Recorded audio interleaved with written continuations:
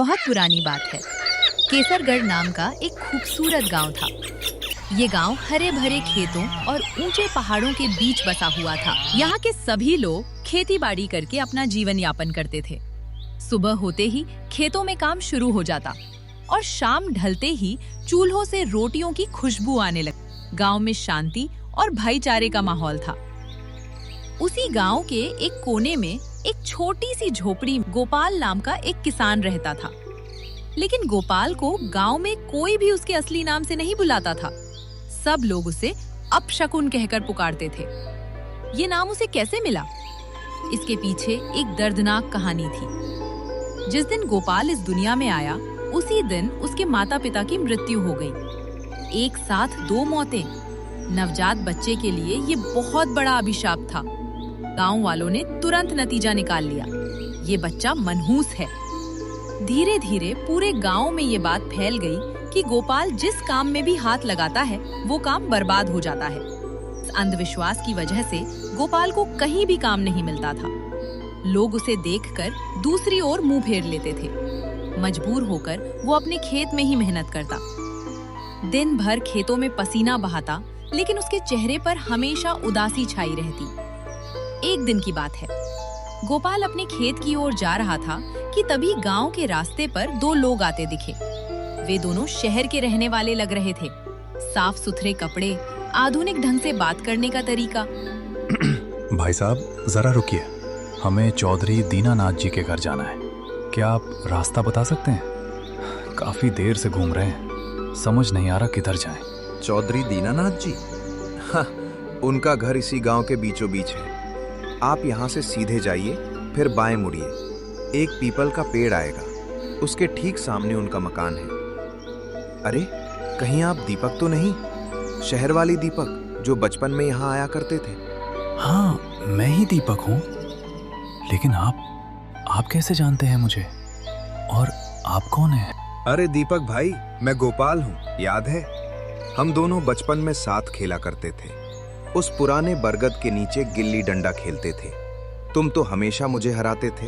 गोपाल, अरे तुम वही हो ना जिसे सब लोग, मतलब जिसे सब अपशकुन कहते हैं? दीपक, ये तुम क्या कह रहे हो? अपशकुन? क्या तुम भी इन अंधविश्वासों में यकीन करते हो? माफ कीजिए भाई साहब, मेरे पति कभी कभी बिना सोचे बोल देते हैं। मैं सरिता हूँ, दीपक की पत्नी। देखिए, मैं पढ़ी लिखी हूँ और मैं इन पुराने अंधविश्वासों को बिल्कुल नहीं मानती। इंसान के कर्म अच्छे होने चाहिए। किसी की किस्मत उसके पैदा होते ही नहीं लिख दी जाती। नहीं सरिता बहन, आप ठीक कह रही हैं। मैं भी यही सोचता हूँ। लेकिन पूरे गांव की जुबान को कैसे रोकूं? बचपन से यही सुनते आया हूँ कि गोपाल जिस काम में हाथ लगाता है वो बर्बाद हो जाता है। अब तो मुझे भी लगने लगा है कि शायद सच में मैं ही मनहूस हूँ। गोपाल भाई, ये बिल्कुल गलत है। गांव वालों को समझाना मेरा काम है। कल मैं आपके घर आऊंगी। हम मिलकर सबको साबित करेंगे कि ये सब सिर्फ मन का भ्रम है। नहीं बहन, आप कृपा करके रहने दीजिए। अब तो मुझे इस उपेक्षा की आदत हो गई है। हो सकता है गांव वाले सही कहते हों। मेरे कदम जहां पड़ते हैं वहां खुशियां सूख जाती हैं। मैं नहीं चाहता कि मेरी छाया भी किसी पर पड़े। पागल मत बन भाई, तू मेरा दोस्त है। आज से मैं तेरे साथ हूँ। देखते हैं हमारे साथ क्या बुरा होता है। दोस्ती में कोई अपशकुन नहीं होता, सिर्फ साथ होता है। तुम्हारी हिम्मत और दोस्ती के लिए शुक्रिया दीपक। लेकिन अभी मुझे जाने दो, मैं खेत जा रहा हूँ, बहुत काम है। फिर कभी बात करेंगे। गोपाल के जाने के बाद दीपक और सरिता अपने घर की ओर बढ़े। दीपक का पिता ठाकुर दीनानाथ बूढ़े थे और कई सालों से अपने बेटे के इंतजार में थे। कौन आया है? दीपक, क्या रास्ता भूल गया था बेटा? पूरे 20 साल लगा दिए घर की देहरी तक पहुंचने में। पिताजी, शहर की भीड़ में खो गया था, पर अब वापस आ गया हूँ आपके पास, अपनी जड़ों के पास। रास्ता ढूंढने में थोड़ी देर हो गई। अच्छा हुआ कि गोपाल मिल गया, उसी ने रास्ता बताया। क्या गोपाल से बात की तुमने? अरे बेटा, उससे दूर ही रहा करो। जानते नहीं हो उसे? वो अपशकुनी है। जब से पैदा हुआ अपनों को खा गया। वो जिस चीज को छू ले वो मिट्टी हो जाती है। ठाकुर साहब प्रणाम। मैं सरिता हूँ, दीपक की पत्नी। देखिए, मैं पढ़ी लिखी हूँ और इन सब बातों पर यकीन नहीं करती। गोपाल भाई एक इंसान है, कोई आफत नहीं।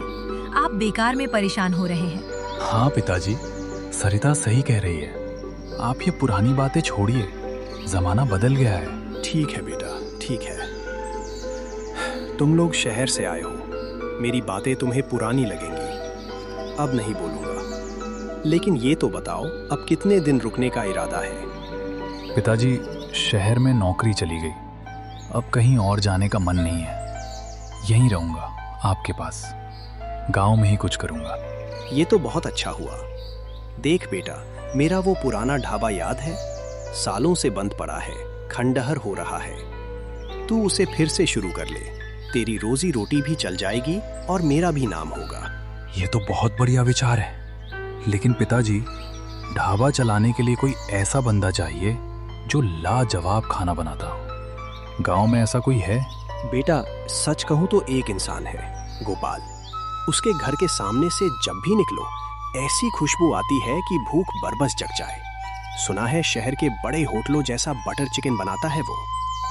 लेकिन मुश्किल ये है कि वो किसी के यहाँ काम नहीं करेगा और ना ही कोई डर के मारे उसे काम पर रखेगा। वो कैसे मानेंगे? ये चिंता मुझ पर छोड़ दीजिए पिताजी। गोपाल मेरा बचपन का दोस्त है और मुझे उसकी काबिलियत पर पूरा भरोसा है। देखना, गोपाल भाई का हाथ इस ढाबे की किस्मत बदल देगा। अगले दिन सूरज निकलते ही गोपाल अपनी झोपड़ी से बाहर निकला। उसने रात भर सोचा था दीपक की बातों को, लेकिन जैसे ही वो बाहर निकला उसने देखा कि गांव के लोग उसे देखकर दूसरी ओर मुड़ जाते हैं। रही हो ना माँ, आज भी लोग मुझे देखकर रास्ता बदल लेते हैं। सब सही कहते हैं, मैं ही मनहूस हूँ जो पैदा होते ही आप सबको खा गया। मैं जहाँ जाता हूँ वहाँ अंधेरा ही फैलता है। लेकिन माँ, आज दीपक मिला था। उसने मुझे झिड़का नहीं बल्कि सबके सामने सीना ठोक कर कहा, तू मेरा दोस्त है। पहली बार इस अपशकुनी को किसी ने अपना माना है। डर लगता है कि कहीं मेरी काली नजर उसे न लग जाए। लेकिन आज पहली बार इस अकेलेपन में दिल थोड़ा खुश है। गोपाल बस इतना कहकर सो गया। सुबह की पहली किरण के साथ ही उसके दरवाजे पर दस्तक हुई। दीपक, सरिता बहन, आप लोग इतनी सुबह? सब खैरियत तो है ना? कहीं मेरे कल मिलने की वजह से कोई अनहोनी तो नहीं हो गई? अरे नहीं भाई, तू तो पहले ही डर गया। कुछ बुरा नहीं हुआ, बल्कि बहुत अच्छा होने वाला है। हम यहाँ एक खास मकसद से आए हैं। गोपाल भाई, दीपक ने बताया कि आपके हाथ का खाना जादू जैसा होता है। मंगरू काका भी कह रहे थे कि आपके बनाए चिकन की खुशबू पूरे मोहल्ले को महका देती है। वो तो बस भूख मिटाने के लिए थोड़ा बहुत बना लेता हूँ बहन। लेकिन आप ये सब क्यों पूछ रही हैं? देख गोपाल, पिताजी का वो पुराना ढाबा याद है जो सालों से बंद पड़ा है? मैं उसे फिर से शुरू करना चाहता हूँ, लेकिन मुझे एक ऐसा साथी चाहिए जिसके हाथ के स्वाद का पूरा गांव दीवाना हो जाए। मैं चाहता हूँ कि तू मेरे ढाबे पर अपना मशहूर देशी बटर चिकन बनाए। हम साथ मिलकर काम करेंगे। नहीं दीपक, नहीं, ये मत कहो। तुम जानते हो ना लोग मुझे क्या कहते हैं। मैं जिस काम में हाथ लगाता हूँ वो बर्बाद हो जाता है। अगर मैंने तुम्हारे ढाबे के चूल्हे को छुआ तो शायद वो आग बुझ जाए। मैं नहीं चाहता कि मेरी मनहूसियत तुम्हारी नई शुरुआत को राख कर दे। गोपाल भाई, ये मनहूसियत और अपशकुन सिर्फ लोगों के दिमाग का कचरा है। क्या किसी का हुनर भी अपशकुनी हो सकता है? आपका स्वाद तो ईश्वर की देन है, आप उसे लोगों से क्यों छुपा रहे हैं? बहन, आपने मेरी जिंदगी नहीं देखी। मेरे कदम पड़ते ही साए गहरे हो जाते हैं। दीपक, तू मेरा दोस्त है इसलिए कह रहा हूँ, मुझसे दूर रह। अगर ढाबा नहीं चला या कोई बीमार पड़ गया तो गांव वाले मुझे तो मारेंगे ही, तुम्हें भी नहीं छोड़ेंगे। मुझे अपनी गरीबी और इस अकेलेपन में रहने दे। तो तू क्या चाहता है? पूरी जिंदगी इसी डर में बिता दे? लोग तो वैसे भी तुझे ताने मारते हैं, तो एक बार कोशिश करके क्यों ना उन्हें चुप करा दे। गोपाल, मुझे तुझ पर यकीन है। क्या तुझे अपनी दोस्ती पर यकीन है? गोपाल भाई जरा सोचिए, अगर ये ढाबा चल निकला तो ये सिर्फ दीपक की जीत नहीं होगी, ये आपकी जीत होगी। लोग आपको अपशकुनी नहीं, केसरगर का जायका कहेंगे। क्या आप अपनी तकदीर नहीं बदलना चाहते? देख भाई, मैं कोई मालिक बनकर नहीं आया। मैं तुझे अपना पार्टनर बनाना चाहता हूँ। आधा काम मेरा, आधा तेरा। बोल, साथ देगा अपने भाई का? दीपक, अगर कुछ भी गलत हुआ तो मैं खुद को कभी माफ नहीं कर पाऊंगा। कुछ गलत नहीं होगा, और अगर हुआ भी तो हम साथ संभाल लेंगे। बस तू हाँ कर दे। ठीक है, अगर तुम इतना कह रहे हो तो मैं आऊंगा, लेकिन अगर तुम्हें लगे कि काम खराब हो रहा है तो मुझे बिना कहे निकाल देना। ये हुई ना बात। अब देखना कल से ढाबे की रौनक कैसे लौटती है। ठीक है दीपक, कल सूरज ढलने से पहले मैं ढाबे पर पहुंच जाऊंगा। मैं अपने मसाले तैयार रखूंगा। मुझे पता था तू मना नहीं करेगा। कल से केसरगढ़ एक नया सवेरा देखेगा। अगले दिन सूरज निकलते ही वो ढाबे पर पहुंच गया। उसने चूल्हा जलाया, कढ़ाई चढ़ाई और अपने दिलो जान से देशी बटर चिकन बनाना शुरू कर दिया। देखते ही देखते बटर चिकन बनकर तैयार हो गया। उसकी महक ऐसी थी कि दूर दूर तक फैल गई। लोग दौड़े दौड़े ढाबे पर आने लगे। अरे भाई, ये कैसी महक है? ऐसी खुशबू तो आज तक केसरगढ़ की हवा में नहीं घुली। ये क्या पक रहा है यहाँ?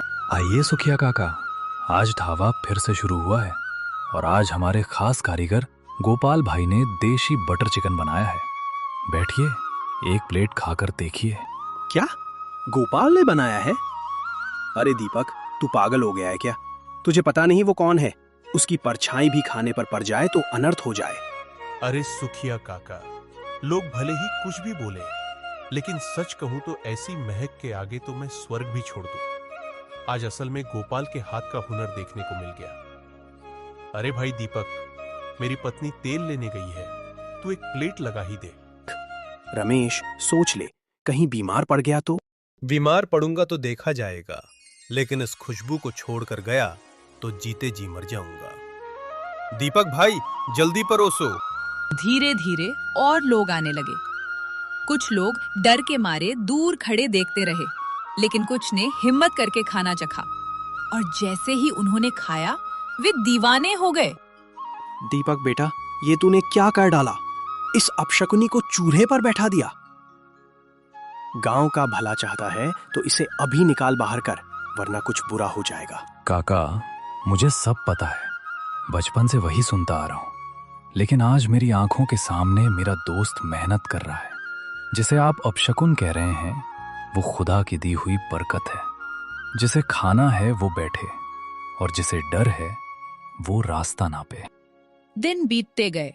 गोपाल के बनाए खाने का जादू सिर चढ़कर बोलने लगा। दूर दूर से लोग ढाबे पर खाना खाने आने लगे।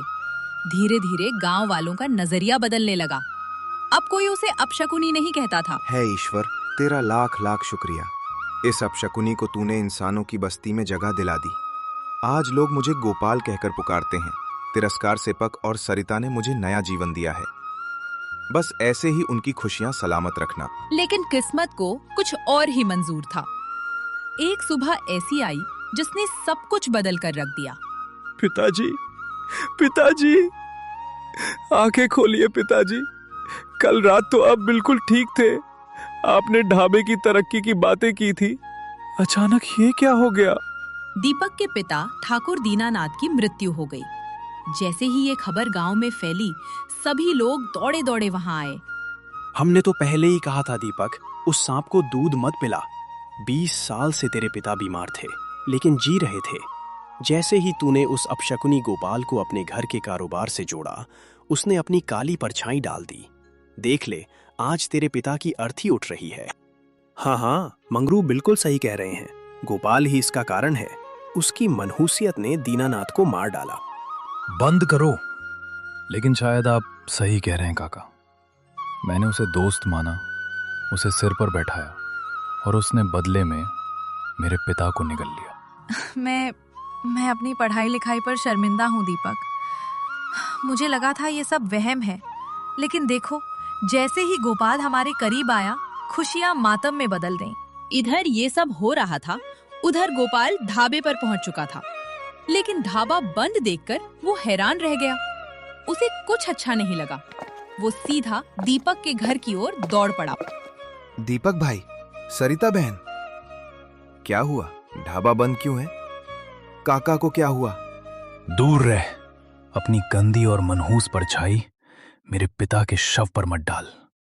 तूने वही किया जो सब कहते थे। मैंने तुझे भाई माना और तूने मेरा संसार उजाड़ दिया। अब क्या देख रहे हो? मारो इस पत्थर दिल को। इसी की वजह से आज दीपक अनाथ हो गया। बस रुक जाओ सब।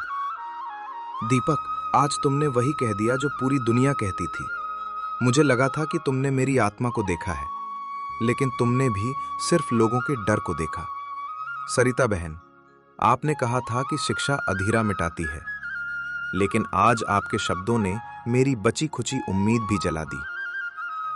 अगर मेरे यहां रहने से मौत आती है तो लो, मैं जा रहा हूं बहुत दूर, जहां मेरी परछाई भी किसी इंसान पर न पड़े। आप खुश रहो अपने इस साफ सुथरे गांव में। आज के बाद गोपाल का नाम केसरगढ़ की हवाओं में भी नहीं गूंजेगा। चला जा यहां से, कभी वापस मत आना। जा रहा हूं दीपक, जा रहा हूं, लेकिन याद रखना, जिस दिन तुम्हारी भूख तुम्हें तड़पाएगी और तुम्हें वो स्वाद नहीं मिलेगा, तब याद करना कि उस स्वाद के पीछे इसी अपशकुनी का खून पसीना था। नफरत मुबारक हो तुम्हें। इतना कहकर गोपाल वहां से चला गया। वो उस दिन केसरगढ़ छोड़कर चला गया और फिर कभी वापस नहीं लौटा। गांव वालों की नफरत और अंधविश्वास ने एक बेगुनाह को घर से बेदखल कर दिया। दिन बीतते गए, हफ्ते बीते, महीने बीत गए। गोपाल के बिना ढाबे की रौनक चली गई। लोग अब भी ढाबे पर आते, लेकिन खाना खाकर मुंह बनाते। नहीं दीपक, वो बात नहीं है। हाथ वही है, मसाले भी वही हैं, लेकिन वो स्वाद कहीं खो गया है। जैसे खाने में जान नहीं है। काका, मैंने हर मुमकिन कोशिश की। वही आंच, वही देशी घी, लेकिन पता नहीं क्यों गोपाल जैसा जायका नहीं आ रहा। आएगा भी कैसे बेटा? गोपाल उस खाने में अपनी आत्मा डाल देता था। उसे खुशी इस बात की नहीं थी कि वो कमा रहा है, उसे खुशी इस बात की थी कि उसे सम्मान मिल रहा है। हमने उसके सम्मान को पैरों तले रौंद दिया। सच कहते हो काका, हमने अपनी संकीर्ण सोच और अंधविश्वास की बलि चढ़ा दी उस बेचारे को। मंगरू काका तो बीमार थे, उनकी मृत्यु तो होनी ही थी, लेकिन हमने सारा दोष गोपाल के सिर मर दिया। आज गांव का सबसे बड़ा हुनरमंद हमारे बीच नहीं है। इसका दुख मुझे भी है दीपक। उस दिन जब मैंने उसे अपशकुनी कहा, तो असल में अपशकुन तो मेरी जुबान से निकला था। उसने मुझे बहन माना था और हमने उसे घर से निकाल दिया।